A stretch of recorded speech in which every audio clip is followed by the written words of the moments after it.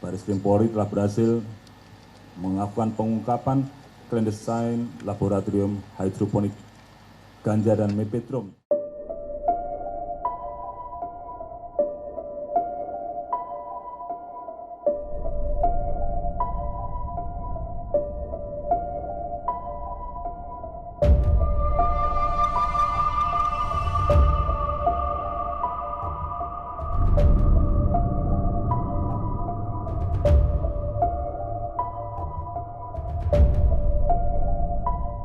Pemberantasan narkoba ini harus menjadi salah satu prioritas karena tantangan ancaman peredaran gelap narkoba ini ada di sekeliling kita. Bapak Presiden secara khusus telah memberikan pernyataan bahwa pemberantasan narkoba harus lebih gencar, berani dan komprehensif serta dilakukan secara terpadu.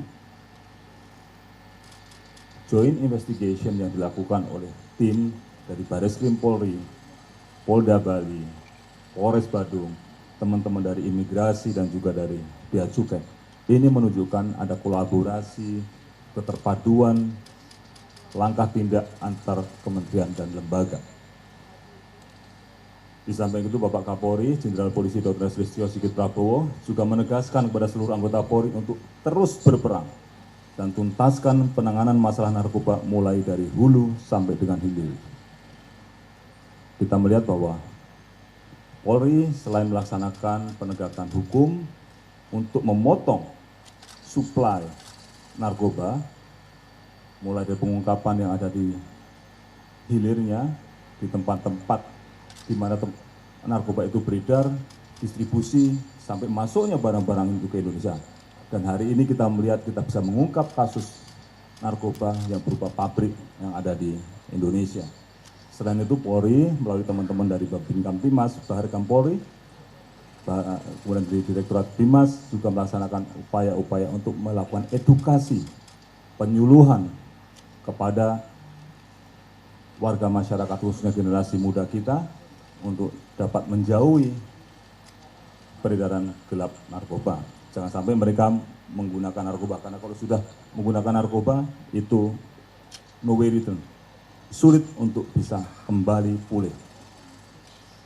Menindaklanjuti arahan dari Bapak Presiden RI dan Bapak Kapolri tersebut, pada tanggal 2 Mei 2024, Bareskrim Polri telah berhasil melakukan pengungkapan clandestine laboratorium hidroponik ganja dan mepetrum jaringan Hydra Indonesia, serta melakukan penangkapan DPO clandestine laboratorium narkoba ekstasi yang kita ungkap pada bulan April lalu di Sunter. Pengungkapan yang kita dapatkan di Bali ini merupakan hasil kerjasama joint operation antara Bareskrim dengan Ditjen Bea Cukai Pusat, Kanwil Bea Cukai Bandara Soekarno-Hatta, Kanwil Bea Cukai Bali, Kanwil Imigrasi Bali, Ditres Narkoba Polda Bali, dan Polres Badung, di mana kita melakukan upaya penyelidikan hampir selama 2 bulan. Ketika ada satu DPO kita yang di Sunter kabur sebelum dilakukan penangkapan di lokasi pabrik, kemudian kita lakukan pendalaman dan akhirnya didapat bahwa yang bersangkutan lari ke wilayah Bali. Dan setelah itu dilakukan investigasi oleh teman-teman dari Direktorat Narkoba bersama seluruh tim yang terlibat. Dari hasil joint operation tersebut, tim berhasil mengamankan 4 orang tersangka, yaitu 3 orang WNA dan 1 orang WNI, beserta barang bukti dari 3 TKP. Yang pertama tersangka inisial IV, ini adalah warga negara asal Ukraina. Yang kedua juga warga negara Ukraina, MV, di mana keduanya ini berperan sebagai pengendali clandestine laboratorium di Villa Sani, Badung, Bali. Mereka juga yang memproduksi, bukan yang mengendali, tapi juga yang meracik, itu adalah 2 orang ini. Di lokasi yang dimana kita berada ini, kita amankan 1 alat cetak ekstasi. Ini belum pernah dipakai, karena sudah dipakai tapi belum berhasil karena selalu gagal dalam produksinya. Kemudian yang kedua, hidroponik ganja, kita amankan 9.799 gram, mepetrum 437 gram, dan berbagai macam peralatan laboratorium pembuatan mepetrum dan hidroponik serta berbagai jenis bahan kimia prekursor pembuatan narkoba dalam bentuk cair dan padat yang kalau kita kalkulasikan sekitar 454 liter dan yang padat sekitar 65.230. Ini bentuknya bahan. Kemudian dari tersangka inisial KK, warga negara asal Rusia, ini dari jaringan Hydra, ditangkap di wilayah Gianyar, Bali, di mana tersangka ini berperan sebagai pemasar hasil produksi narkoba dari laboratorium di Vilasani ini. Barang bukti yang berhasil diamankan dari yang bersangkutan adalah ganja sebanyak 382,19 gram, hasyis sebanyak 484,92 gram, kokain sebanyak 107,19 gram, dan mefedron sebanyak 247,33 gram. Kemudian yang ketiga, tersangka keempat adalah inisial RM, ini merupakan warga negara Indonesia, merupakan DPO dari kasus clandestine laboratorium yang ada di Sunter, Jakarta Utara, berperan sebagai kurir dari jaringan Freddy Pratama. Tersangka ditangkap di wilayah Denpasar, Bali, dan barang bukti yang berhasil diamankan adalah narkoba jenis sabu sebanyak 6 kg. Kalau kita lihat dari estimasi nilai keseluruhan barang bukti narkoba yang berhasil diamankan dalam pengungkapan ini sekitar 11,5 miliar. Tapi itu di luar dari yang bahan tadi. Kalau bahan tadi sudah jadi akan menjadi lebih besar lagi. Dalam pengungkapan ini juga terdapat 3 orang yang masih DPO dan sudah kita lakukan pencekalan dan sudah kita masukkan dalam red notice, yaitu 2 orang warga Ukraina dan 1 orang WNI. Ketiga-tiganya berperan sebagai pengendali. Terhadap para pelaku ini diduga melanggar dapat dijerat dengan pasal 114 ayat 2 subsidiar pasal 113 ayat 2, pasal 112 ayat 2, lebih subsidiar pasal 129 huruf A, dan pasal 111 ayat 2, junto pasal 132 ayat 1 Undang-Undang Republik Indonesia nomor 35 tahun 2009 tentang narkotika, dengan ancaman hukuman minimal 5 tahun penjara dan maksimal hukuman mati, serta denda minimal 1 miliar rupiah dan maksimal 10 miliar rupiah.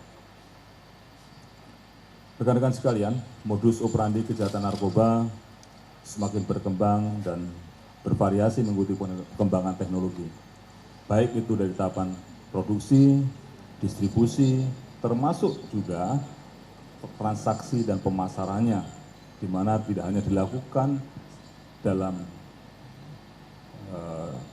kegiatan yang di aktivitas masyarakat sehari-hari, tetapi pemasarannya sudah menggunakan melalui dunia internet. Dalam pengungkapan ini, modus operandi yang dilakukan para tersangka membangun clandestine laboratorium di tengah pemukiman penduduk dengan tujuan untuk menyamarkan perbuatannya. Kalau kita lihat bangunannya semua sama, tetapi yang bersangkutan sudah memodifikasi villa yang mereka tempati dengan membangun pabrik di lantai bawah, di basement. Kemudian pemasarannya menggunakan jaringan Hydra Indonesia, dan ada Darknet Forum 2 atau 2roads.cc, melalui aplikasi Telegram Bot, beberapa grup Telegram tersebut, ada beberapa grup lagi lainnya, dan juga pembayarannya salah satunya juga menggunakan mata uang kripto. Kalau kita melihat bahwa dari jumlah tersebut, total jiwa masyarakat yang berhasil diselamatkan dari pengungkapan yang ada di Bali ini adalah 1.604.038 jiwa, dengan rincian ada beberapa yang berbeda-beda karena ganja itu bisa dipakai untuk 1 jiwa, 10.181 jiwa, sabu 6.000 gram, 30.000 jiwa, dan selanjutnya ada 1.604.308 jiwa. Dan dalam kesempatan ini saya mengucapkan terima kasih dan apresiasi kepada seluruh pihak yang telah bekerja keras dan seluruh stakeholder yang telah membantu pelaksanaan joint operation, dan tentunya mengucapkan terima kasih pada dukungan serta seluruh masyarakat dan juga doa dari seluruh masyarakat Indonesia sehingga kita dapat mengungkap clandestine laboratorium hidroponik ganja dan mefedron jaringan Hydra Indonesia, serta pengungkapan DPO clandestine laboratorium yang ada di Sunter. Sesuai dengan arahan Bapak Presiden dan Bapak Kapolri, pengungkapan narkoba ini juga merupakan komitmen Polri untuk melindungi masyarakat Indonesia, terutama generasi muda sebagai penerus bangsa, sehingga cita-cita visi Indonesia Emas 2045 dapat tercapai. Masa depan bangsa ini ada di generasi muda, oleh karena tidak ada ruang bagi mereka-mereka yang akan merusak generasi muda kita. Kita harus bersama-sama memerangi terhadap upaya-upaya untuk merusak generasi muda kita. Karena masa depan bangsa Indonesia berada di tangan para generasi muda. Pada seluruh masyarakat Indonesia, mohon jangan ragu untuk melaporkan kepada kami terkait adanya peredaran narkoba yang ada di lingkungan Anda. Polri akan terus bekerja keras untuk memproses tindak pidana narkoba secara tegas dan tuntas.